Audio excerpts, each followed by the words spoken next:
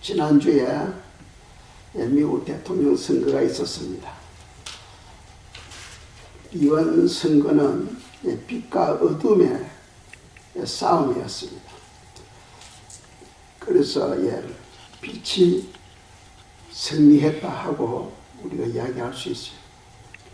이제 가장 중요한 것은 성경은 지도자들을 위하여 기도하라 하였습니다. 지도자들을 위해 기도하는 이유는 우리가 편안한 생활을 하기 위해서입니다. 우리가 지도자들을 위하여 기도할 때 우리의 삶에 평강이 있다는 거죠. 기억하시고 늘 대통령을 위해서, 안전을 위해서, 또 지혜와 총명의 신이 늘 함께 하도록 기도해 주시기 바랍니다. 오늘 본문 말씀은 말세를 만난 성도들에게 주시는 교훈입니다. 아주 중요한 교훈이에요. 그래서 오늘 본문은 두 단락으로 나눌 수 있습니다. 1절에서 6절까지는 죄로 인한 하나님의 심판에 관해서 이야기하고 있어요. 죄로 인한 하나님의 심판, 1절에서 6절까지, 그리고 7절부터 11절까지는 주님을 만나기 위한 준비에 관해서 우리에게 교훈하고 있습니다. 베드로 전서 4장 1절을 보도록 하겠습니다. 1절 제가 읽겠습니다. 그리스도께서 이미 육체의 고난을 받으셨으니 너희도 같은 마음으로 갑옷을 삼으라. 이는 육체의 고난을 받은 자는 죄를 거쳤음이니. 아멘. 여기에서 우리가 조심해야 될 것은 예수님께서 육체의 고난을 받으셨기 때문에 우리에게는 육체의 고난이 없다 하는 그런 말이 아닙니다. 그런 말이 아니에요. 예수님께서도, 죄 없으신 예수님께서도 육체의 고난을 받으셨기 때문에 우리도 당연히 육체의 고난을 받아야 된다 하는 그런 말씀입니다. 육체의 고난을 받아야 된다. 왜 그러면 우리에게 육체의 고난이 있느냐 하는 것을 성경 우리에게 말씀하고 있는데, 먼저 히브리서 5장 7절에서 9절 말씀입니다. 히브리서 5장 7절에서 9절 말씀 읽겠습니다.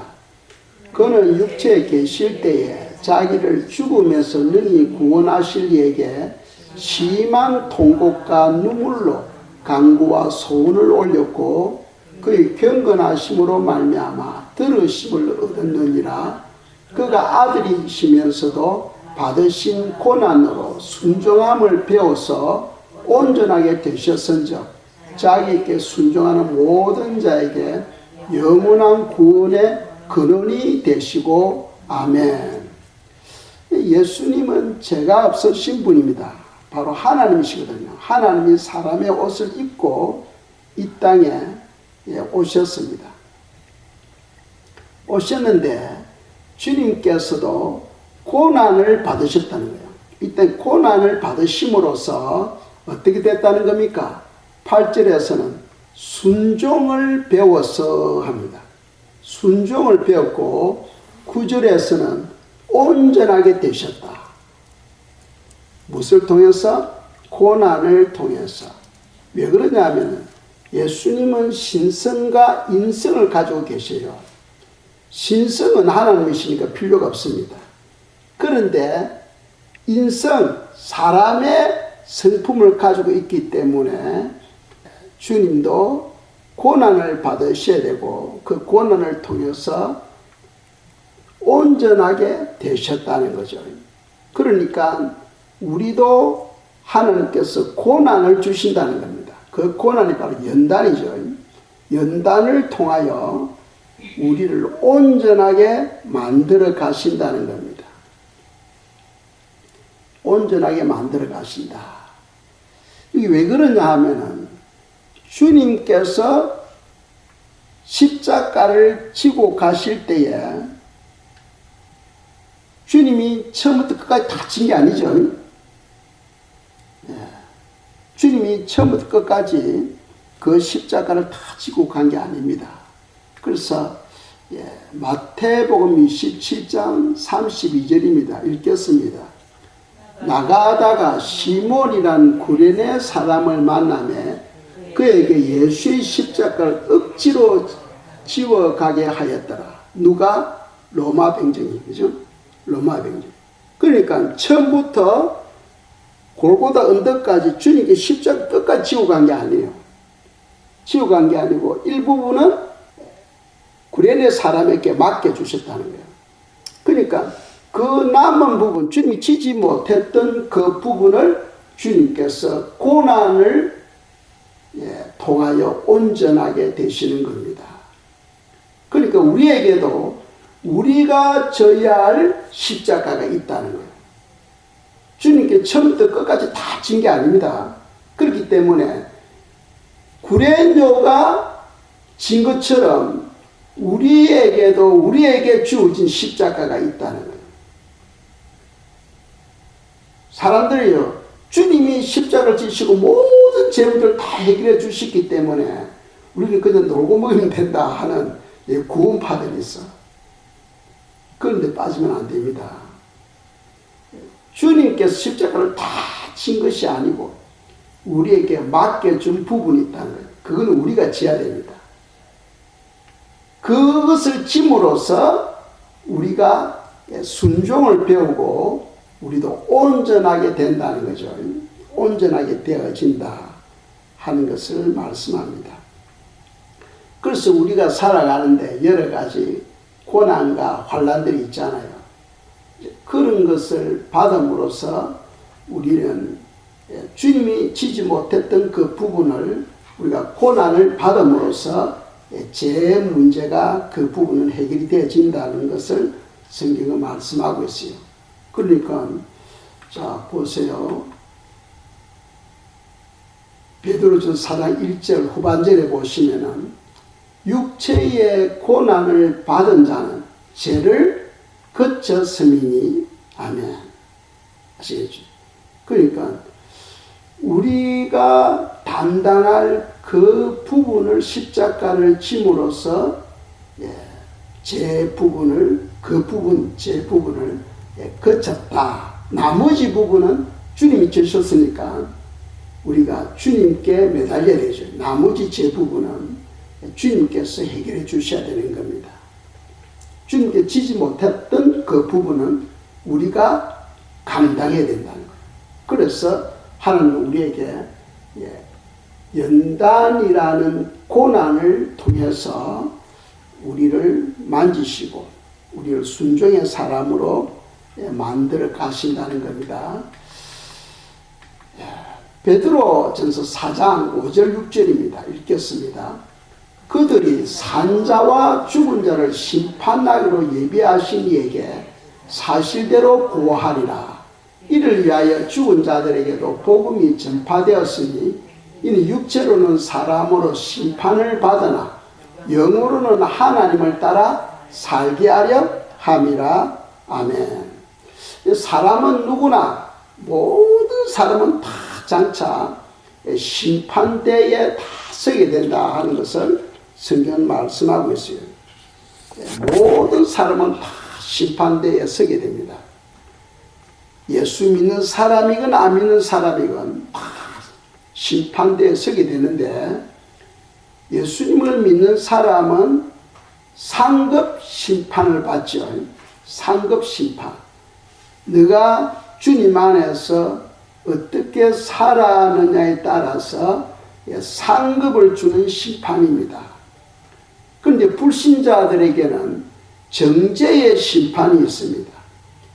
네가 예수 밖에서 지었던 그 모든 죄에 대한 심판이죠. 정죄의 심판을 받고 불못으로 들어가게 되는 겁니다. 그런데 우리가 구원론을 이야기할 때 사람들이 이런 질문을 많이 하잖아요.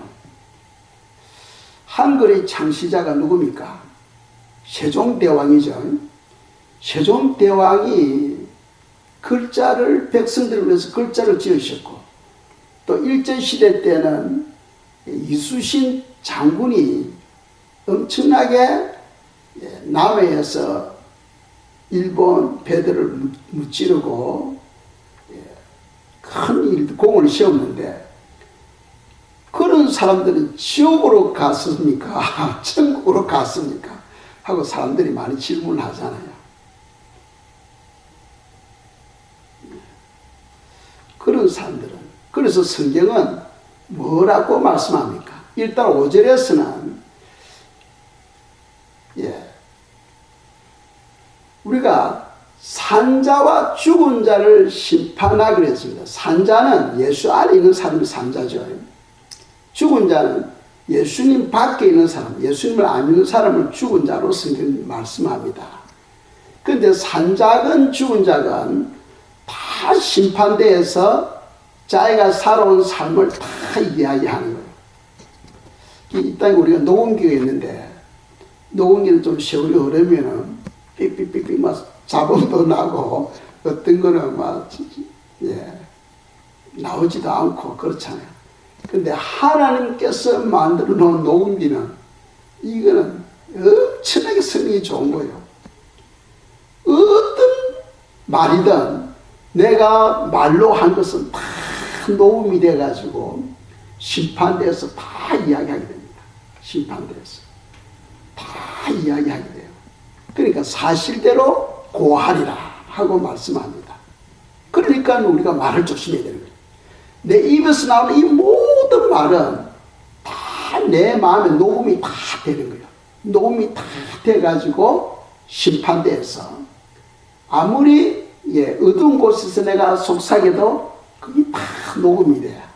녹음이 돼가지고 심판대에서 자기 스스로 자기가 한 말, 자기가 지은 죄를 다 이야기하고 스스로 불못으로 들어가게 되는 겁니다. 6절에 보시면은 이를 위하여 죽은 자들에게도 복음이 전파되었으니 합니다. 이를 위하여. 그러니까 예수님을 안 믿던 사람들, 이 땅에서 예수님을 안 믿으면 그건 어쩔 수 없죠. 안 믿으면 그건 불못입니다. 그런데 예수님이라는 복음이 오기 전에 살았던 사람도 있었잖아요. 이순신 장군이라든지 세종대왕, 그 시대 때는 복음이 아직 한국에 들어오기 전이에요. 그럼 그런 사람들은 어떻게 되느냐? 성경은요, 하나님은 사람을 창조하실 때 양심을 창조하셨어요. 양심. 사람마다 다 양심이 있어요. 자기들의 이 양심이 바로 율법인 거예요. 그래서 사람들은 율법이 없어도 내가 사람 치면 이건 죄지, 남의 물건을 훔치면 이건 죄지하고 다 안다는 거예요. 양심이 있기 때문에. 그래서 법이 없어도 스스로 사람들이 내가 착하게 살아야지 하는 그런 양심의 법이 다 있다는 거예요. 그 양심의 법에 의해서 심판을 받는데 하나님께서는 그런 영혼들에게 아직 복음을 받지 못한 영혼들에게 기회를 주십니다. 그래서 죽어서 연단장에 가게 됩니다. 연단장에서 자기가 지은 죄값, 즉 양심의 법이 되어서 그 양심의 법에서 벗어난 것은 죄값을 받아요. 받고 난 다음에 거기서 예수님을 믿는 복음을 받아들이면은 천국으로 가게 되고, 거기서 예수님을 받지 아니하면, 마음에 받아들이지 아니하면은 영원한 불 속으로 가게 되는 거예요. 그래서 예수님이 십자가에 못 박히시고 우편 강도와 함께 어디에 들어가셨어요? 낙원에 가셨잖아. 그 낙원 중에서도 바로 연단장에 가셨습니다. 연단장에 가서 그들에게 복음을 전한 거죠. 그건 지옥이 아닙니다. 지옥이 아니요. 연단장에 가서 복음을 전했습니다. 또 성경에는 베드로서에 보면은 노아 시대 때 노아 가족만 구원을 받았잖아요. 근데 노아 가족 외에 많은 사람들이 살았거든. 그런 사람들은 그네들에게는 아직 복음이 뭔가를 몰라요. 그래서 그네들에게도 복음을 받을 수 있는 기회를 성경은 주는 걸로 말씀하고 있잖아요. 그리고 6절에 보면은 이를 위하여 죽은 자들에게도, 즉 예수를 안 믿고 죽은 불신자들에게도 복음이 전파되었으니 합니다. 이는 육체로는 사람으로 심판을 받으나, 즉 이 땅에서 그 양심의 법에 의해서 심판을 받지만은 영으로는 하나님을 따라 살게 하려 함이라. 그러니까 그 연단장에서 예수님을 받아들임으로써 구원을 받고 그 영은 구원을 받는다는 거죠. 육체로는 양심의 법에 의해서 심판을 받지만은 거기에서 연단장에서 예수님을 믿음으로써 천국으로 들어가게 된다 하는 것을 성경 말씀합니다. 그래서 이미 예수님의 복음을 받은 사람들에게는 기회가 없습니다. 복음을 받지 못한 많은 사람들이 있잖아. 깊은 산속에 산다든지 또 복음이 오기 전에 세종대왕이나 이수신처럼 그런 사람들에게는 그때는 복음이 없었잖아요. 이제 그런 사람들에게 기회를 주시는 것이지, 지금 있는 사람들, 지금 복음을 듣지 못한 사람이 어디 있어? 예수님의 말씀을 듣지 못한 사람이 없잖아요. 그런 사람들에게는 기회가 없는 겁니다. 그걸 우리가 알아요. 기회는 한 번밖에 안 줍니다. 그걸 지금 5절 6절에서 우리에게 교훈하고 있습니다. 그 연단장은 지옥은 아닙니다만은 지옥에 들어가기 전에 이 땅에서 지은 죄값을 치르는 곳이에요. 지옥과 거의 같은 곳입니다. 근데 지옥하고 연단장하고 차이가 뭐냐면은 연단장은 그래도 조금이나마 소망이 있죠. 그 죄값을 치르고 천국으로 들어간다는 소망이 있어. 예수님을 믿음으로써. 그런데 지옥은 영원한 형벌입니다. 그게 소망이 없는 거예요. 그 지옥으로 들어가는 사람은 너 모든 소망을 내려놓아라 하고 지옥 문에 들어가는 입구에 글자가 딱 박혀있는 거예요. 너의 모든 소망을 내려놓아라. 소망이 없는 곳입니다. 거기에는 영원한 고통만 있는 곳이에요. 고통. 엄청난 고통만 있는 곳이다 하는 겁니다. 그래서 1절에서 오늘 본문 말씀 6절까지는 죄에 대한 하나님의 심판에 관해서 말씀하고 있고, 또 7절부터 우리가 읽었던 11절까지는 주님을 만나기 위한 준비, 우리가 이제 주님을 만나야 된다는 거죠.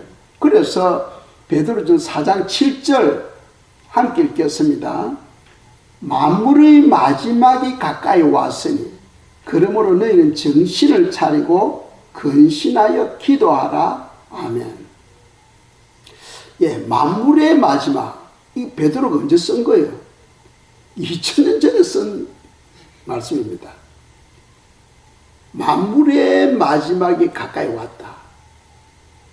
2000년 전에도 종말이었다는 거예요. 2000년 전에도 종말이었어요.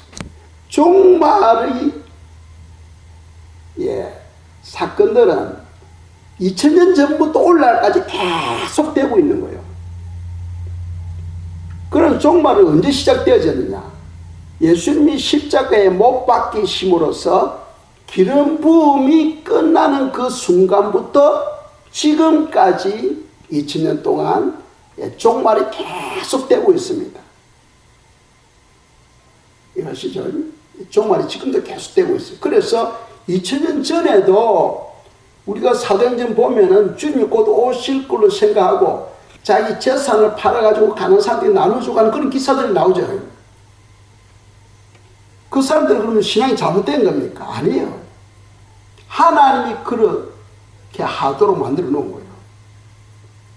2000년 전에도 주님이 오신다 하고 자기 재산을 팔아가지고 가난한 사람들에게 나눠주고 하는 것이 바로 사도행전에 기록되어 있잖아. 그리고 데살로니가 성도들은 곧 주님이 오시는 걸로 믿고 그들이 마라나타 하면서 그들이 신앙생활을 했던 거죠. 지금 사도 베드로가 7절에서 만물의 마지막이 가까이 왔다는 거예요. 지금 곧 만물의 마지막이 임한다는 겁니다. 그러니까 이거는 뭡니까? 종말이 종말. 종말이 가까이 왔으니 어떻게 된다? 그래서 7절부터 11절까지는 주님의 오심에 대한 준비입니다. 즉 종말을 준비하라는 거예요. 이것이 중요한 것이 뭐냐 하면은 우리가 7절부터 11절까지 읽음으로써 종말을 어떻게 준비할 수 있는가를 우리에게 가르치고 있어요. 종말을 어떻게 준비할 수 있는가. 만물의 마지막이 바로 만물 종말이죠. 그래서 종말하면은 우리가 두 가지로 생각하잖아요. 개인 종말이 있고, 내가 죽으면 바로 종말이에요. 그죠? 개인 종말이 있고, 또 만물 종말, 즉 우주적인 종말이 있는 거죠. 우주적인 종말, 즉 만물 종말은 이 땅의 모든 이에게 동시에 임하는 종말입니다. 그것이 뭐냐? 바로 부활 휴거라는 거죠. 부활 휴거. 그것이 바로 만물 종말에 들어가게 되는 겁니다. 자, 여기서 보면은 7절 어떻게 준비합니까? 그러므로 즉 종말이 가까이 왔으니까 어떻게 된다? 너희는 정신을 차리고, 정신을 차린다는 깨어있어라, 깨어있어라. 공부하는데 졸고 있으면은 다 책상을 두드리잖아요, 선생님이. 그럼 깜짝 놀라가지고 눈을 파스 뜨죠. 깨어있어라.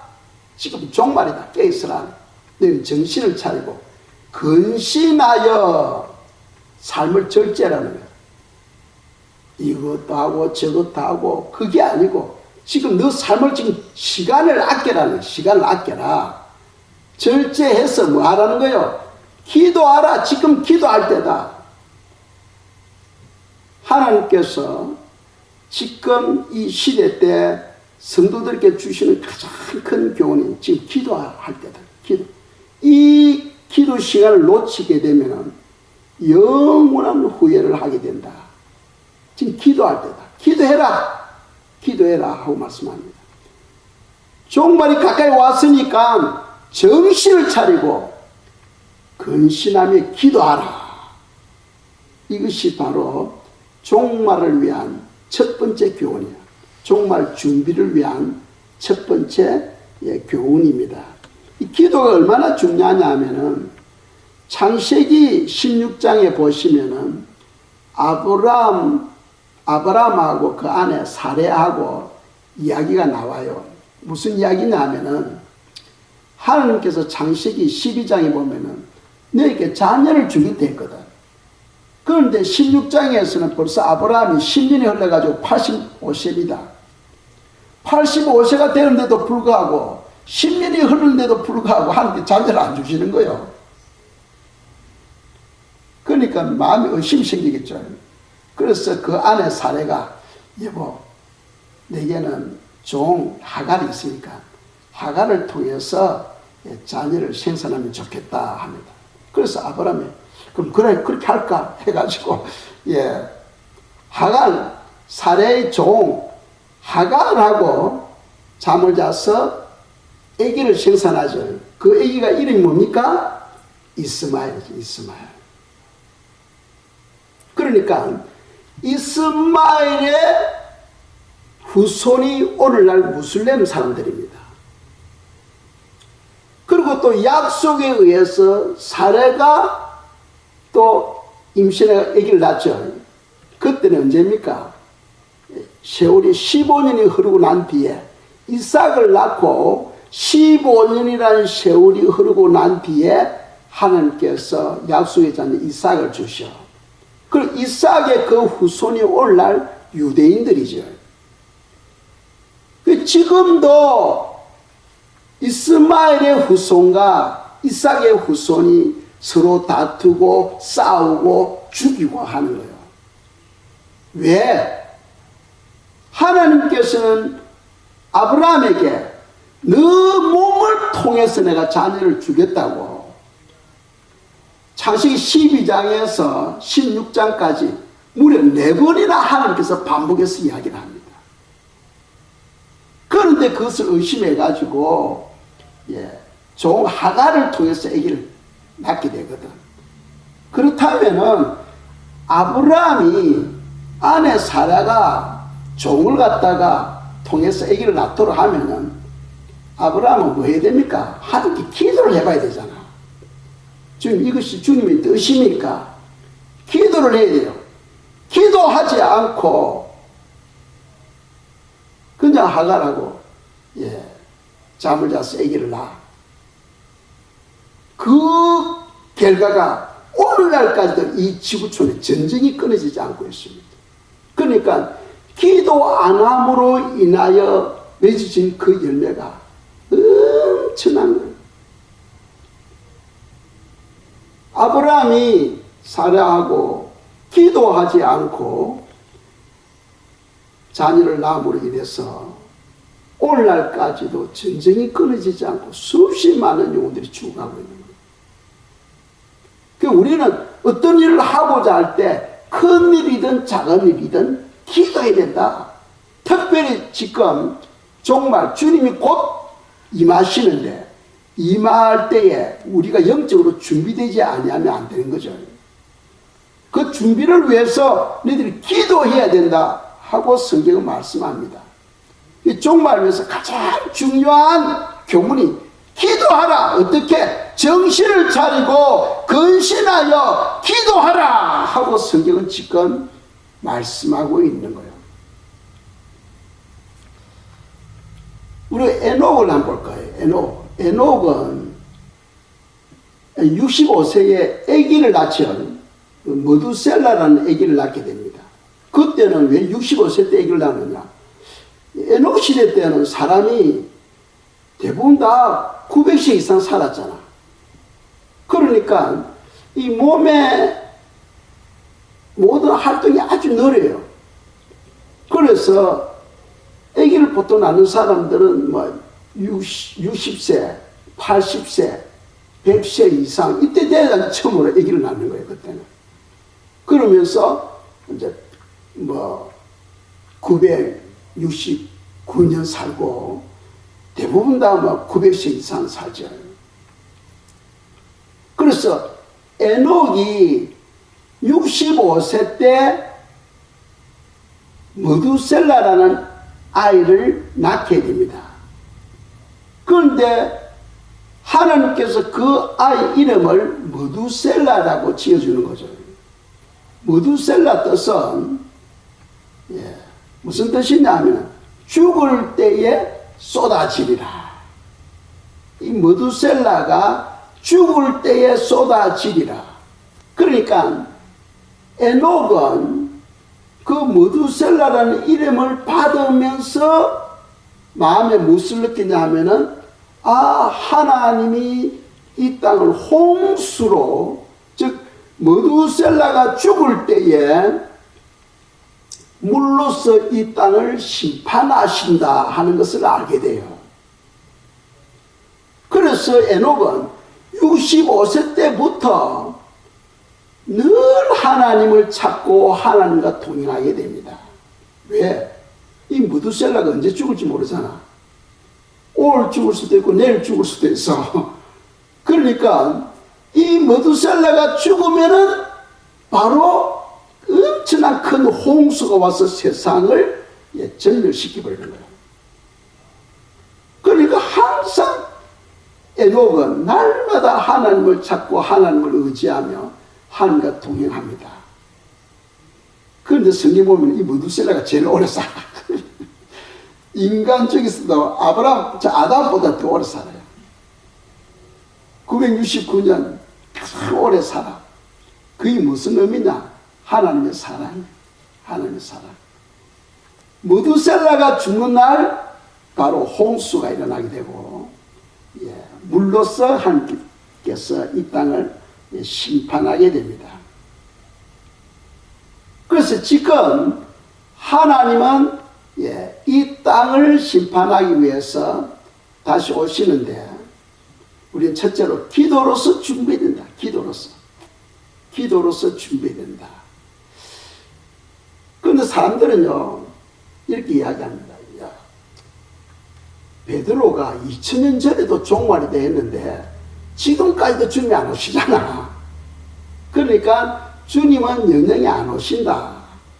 이 세상은 그냥 지금 있는 그대로 영원히 그대로 존재한다 하고 말하는 사람들이 많아요. 그러질 않습니다. 그러질 않아요. 왜 그러질 않느냐 하면 일주일은 7일이잖아. 7일입니다. 일주일은 7일. 하나님이 인간 역사를 7000년으로 계획 세우고 있는 거예요. 7000년으로. 그러니까 아담으로부터 예수님까지 4000년이고 또 천년왕국 1000년을 빼고 나면은 5000년이 지났죠. 7000년에서 5000년을 빼고 나면 2000년이 남습니다. 이 2000년이 바로 지금 교회 시대요 이방인이 때가 되는 겁니다. 정확하게 2000년이 되려면 언제입니까? 2027년 되면 2000년이에요. 2027년 되면 딱 2000년입니다. 왜 그러냐 하면 예수님이 33년을 사시고 십자가에 못 박혔잖아. 못 박히시고 죽은 그때부터 지금 교회 시대로 은혜의 시대로 지금 계속되고 있거든요. 그래서 정확하게 2027년이 2000년 되는데 아직도 3년 남았어요. 그런데 하나님의 계획은 우리가 몰라. 그 전에 주님이 올 수도 있고 그 후에 올 수도 있는 거예요. 그래서 성경은 지금이 바로 주님 곧 오실 때다. 지금 깨어서 준비하라 하고 이야기하는 거예요. 이해하십니까? 예. 그리고 또 성경은 디모데 후서 4장 8절에서는 주님의 오심을 기다리는 성도들에게는 의의 면류관을 주신다고 약속하고 있잖아. 의의 면류관을. 그래서 2000년 전부터 이 땅에 살았던 성도님들은 주님이 곧 오신다는 것을 믿고 주여 어서 오시옵소서 하면서 주님의 오심을 기다렸던 거죠. 2000년 전에도 기다렸고 1000년 전에도 기다렸고 100년 전에도 기다리고 지금도 기다리고 있는 거예요. 주님의 오심을 사모하며 기다리는 성도들에게는 의의 면류관을 주신다고 성경 기록하고 있어요. 그래서 과거에는 개인 종말이 우리에게 임해서 근데 지금은 만물 종말, 우주적인 종말이 곧 임하게 된다는 거죠. 임하게 된다. 그래서 우리가 주님 오실 때에 주님을 맞을 준비를 해야 되는데 첫 번째 준비가 기도하라 하고 말씀합니다. 기도하라. 8절 보겠습니다. 제가 읽겠어요. 무엇보다도 뜨겁게 서로 사랑할지니 사랑은 헛한 죄를 덮느니라. 두 번째 준비는 서로 사랑하라. 첫 번째로는 정신을 차리고 근신하여 기도하라. 그 첫 번째 준비입니다. 두 번째 준비는 뜨겁게 서로 사랑하라. 왜? 이 사랑은 모든 율법의 완성이잖아요. 하나님은 사랑이시고 우리가 하나님을 사랑할 때 하나님의 아가페가 우리에게 부어지게 되고 그 아가페 사랑으로서 우리가 성도들이 서로 사랑함으로써 열매가 맺어지게 됩니다. 그런데 이 사랑에 의한 열매는 영원한 열매예요. 사랑은 영원하다고 되어 있잖아요. 방언도 거치고 예언도 마치고 모든 것이 다 끝나지만 사랑은 영원하다. 그러니까 사랑으로 맺은 열매만 가지고 우리가 주님께로 가는 거죠. 그래서 주님은 그것으로서 평가를 하게 됩니다. 그리고 또 사랑은 헛한 죄를 덮는다. 사랑하는 사람 우리 속에 우리가 해결하지 못한 죄들이 있어요. 그래서 우리가 사랑을 실천할 때 우리 속에는 죄들이 씻음을 받게 되는 거예요. 즉 벌겋게 타오른 숯을 우리 머리에 올려놓는 것과 같은 겁니다. 핀 숯을 머리에 올려놓는 것과 같은 거예요. 뭐 하는 것이 성도들이 서로 사랑함으로써. 그래서 말세 때 준비하는 조건 두 가지입니다. 첫째로는 뭡니까? 기도하는 것. 근신하며 기도하는 것. 두 번째로는 뭡니까? 서로 사랑하는 것. 사랑하는 것. 예. 요한계시록 3장에 보시면은 라오디게 교회에 관해서 소개하고 있어요. 이 라오디게 교회는 오늘날 말세 교회를 상징합니다. 이 라오디게 교회 주님이 책망이 뭡니까? 너무 미지근한 거예요. 기도 생활도 없고 말씀 읽는 것도 없고 서로 봉사하는 것도 없고 전부 다 그 말세 때 그 교회 모습이 바로 라오디게 교회예요. 그 라오디게 교회 같으면 주님께서 토해버립니다. 더 이상 너를 하나님의 믿는 자로 인정하지 않겠다 하고 성경은 말씀하고 있죠. 그래서 8절 후반절에 보면 사랑은 허다한 죄를 덮는다. 우리가 사랑할 때 우리 속에는 많은 죄들이 사함을 받게 됩니다. 이게 얼마나 중요하냐 하면은 그 요한계시록 22장 14절에서도 말씀하죠. 제가 읽겠습니다. 자기 두루마기를 빠는 자들은 복이 있으니 이는 그들이 생명나무에 나아가며 문들을 통하여 성에 들어갈 건설을 받으려 함이로다. 그러니까 예루살렘 성에 들어가는 조건이 뭡니까? 우리 마음이 깨끗해야 된다. 두루마기는 마음을 말하거든요. 우리 두루마기가 예수의 피로서 깨끗함을 받아야 그 성에 들어갈 건설을 받게 된다는 거예요. 자격증을 받게 된다는 거예요. 그러면 우리가 이 제3을 깨끗이 받는 조건이 뭐라고 했어요? 서로 사랑할 때. 서로 사랑할 때. 성도님들이 서로 사랑할 때. 우리가 교회에서 친교, 숫자가 적으니까 친교하는 것이 너무 빨리 다가오고 버거워. 그러나 성도가 성도를 섬길 수 있는 조건이 세상에서는 어떤 그런 기회가 거의 없잖아. 교회에 오면은 성도가 성도를 섬기게 되고 봉사하게 되고 친교로서 또 다른 성도들을 대접할 수 있고 이런 기회가 교회 안에서는 얼마든지 찾아볼 수 있거든. 그러니까 이런 것은 내가 억지로 할 것이 아니고 어떻게 하라고 되어 있어요? 기쁨으로 해라. 기쁨. 자원하는 마음으로 해라. 그래서 베드로전서 4장 9절입니다. 9절 읽겠습니다. 서로 대접하기를 원망 없이 하고 합니다. 이는 실천을 말하죠. 사랑을 실천하는데 어떻게 실천해야 되느냐? 사랑을 실천은 첫째 실천은 대접하는 대접. 대접함으로써 사랑을 실천합니다. 대접할 때 원망 없이 해라는 거예요. 어떻게? 기쁨으로 해라. 기쁨. 왜? 너에게 상이 많다는 거예요. 상이 많다. 성도가 성도를 대접하는 것, 봉사하고 헌신하는 것, 그거 상이 많다는 거예요. 하나님은 그 사랑의 열매를 가지고 평가하신다는 거예요. 평가하시겠다. 주님 오실 때 사랑이 없는 영혼들을 하나님께 제시킵니다. 왜? 그분은 사랑이니까. 마음이 같아야 되잖아. 그런데 우리가 이 대접하는 부분은 사람들이 그래요. 자꾸 대접받기를 원하죠. 대접하는 것보다 대접받기 더 원하잖아.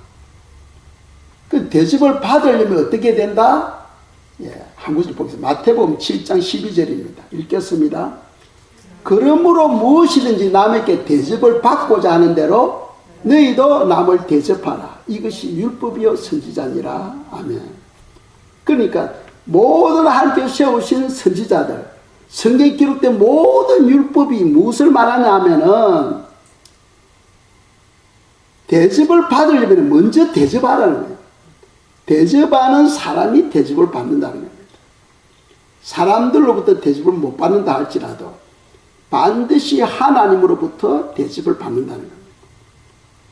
아시겠죠? 대접할 때. 이 대접하는 거는 사랑을 실천하는 겁니다. 사랑을 실천하기 위해서 우리가 대접하는데 이 대접함으로써 우리 마음에 평강과 기쁨과 감사가 넘치는 거예요. 우리 속에. 그래서 우리가 원망하며 봉사해서는 안 된다는 거죠.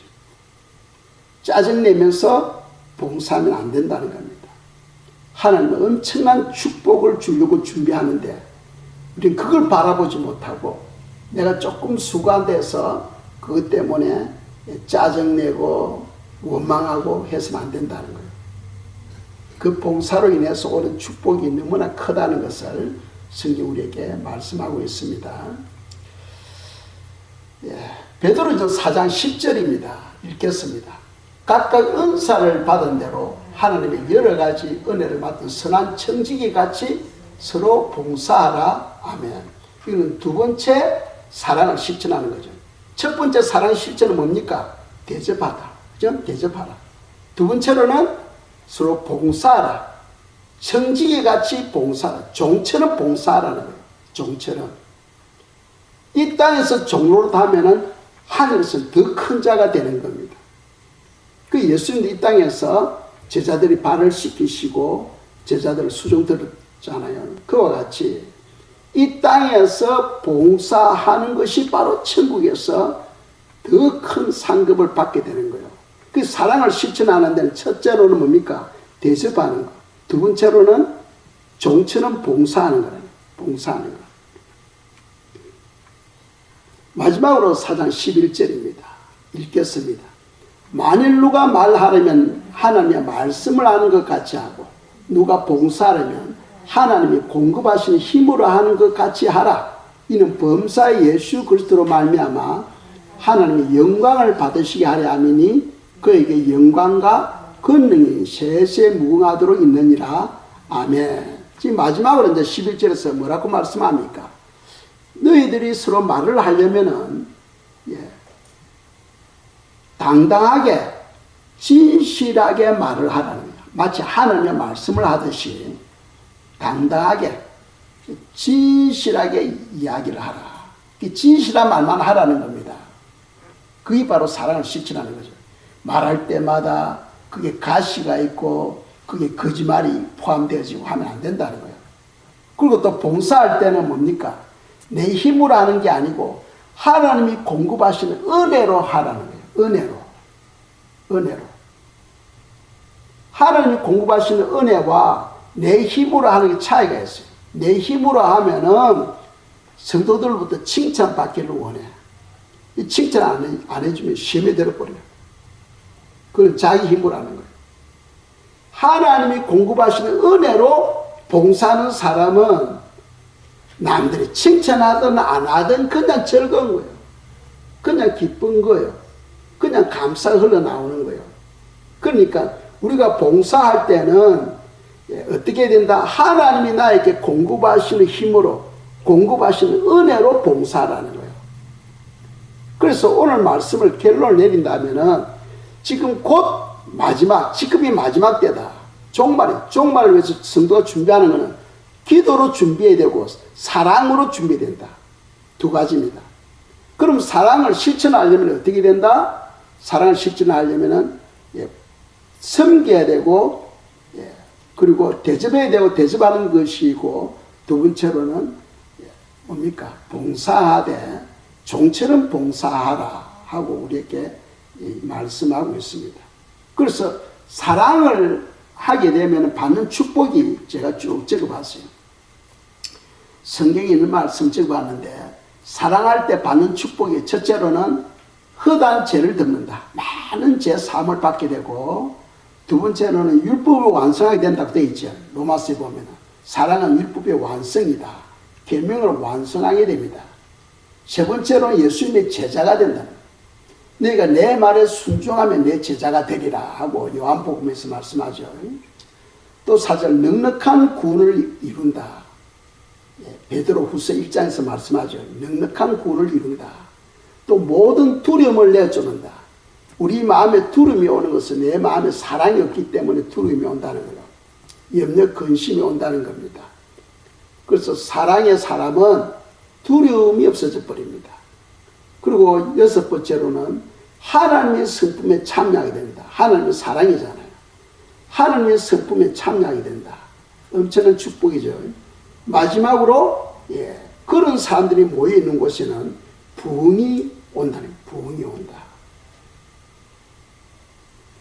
모두 자리에서 일어나셔서 찬송가 393장 1절과 3절 드리고 기도하겠습니다.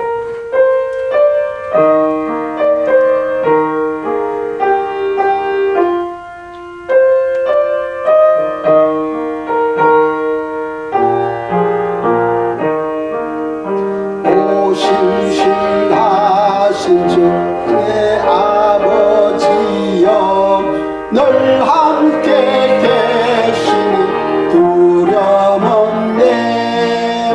그 사랑 변찮고 날 지키시며 어제나 오늘이 한결같네. 오신신하신 주 오신신하신 주 날마다 자비를 베푸시며 일용할 모든 것 내려주시니 오신신하신 주 나의 구주 내 죄를 사하여 아니하시고 주 친히 오셔서 인도하네. 오늘의 힘되고 내일의 소망 주만이 만복을 내리시네. 오신신하신 주 오신신하신 주 날마다 자비를 베푸시며 일용할 모든 것 내려주시니 오신신하신 주 나의 구주. 아멘. 이 시간 저희들이 기도하겠습니다. 주님의 오심을 사모하며 기다리며 또 기도로서 사랑으로서 우리가 때를 준비할 수 있도록 도와달라고 기도하겠습니다.